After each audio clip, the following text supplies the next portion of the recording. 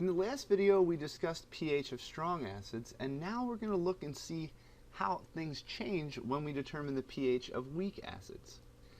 Here we're asked, what is the pH of a 1.0 molar HF solution, which has a Ka of 7.2 times 10 to the minus 4? Now, since we have a weak acid, like HF, when we put it in an aqueous solution, we're going to have an equilibrium expression. So the HF plus H2O liquid is going to give us H3O plus in aqueous solution plus F minus in aqueous solution. Here we know that the concentration of the HF is not going to equal the concentration of the H plus ions in solution, and we're going to have to use the Ka in order to determine this. So just like we did in the equilibrium chapter, we're going to set up an ice table here indicating our concentrations. Initially, we have a 1.0 molar concentration of HF. The water does not show up in the equilibrium expression because its concentration is going to be constant. Our H3O plus and our F minus are going to start out with a concentration of 0.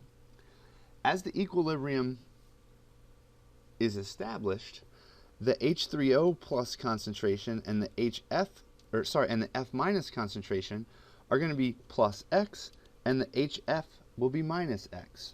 So at equilibrium, we have 1.0 minus X, X, and X for all of our concentrations.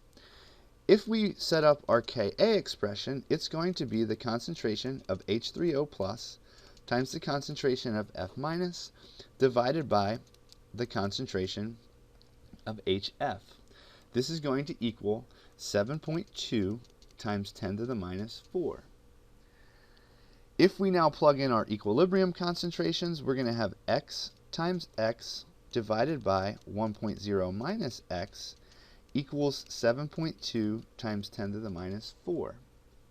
This will give us, if we distribute everything out here, we're going to have X squared equaling 7.2 times 10 to the minus 4 minus 7.2 times 10 to the minus 4.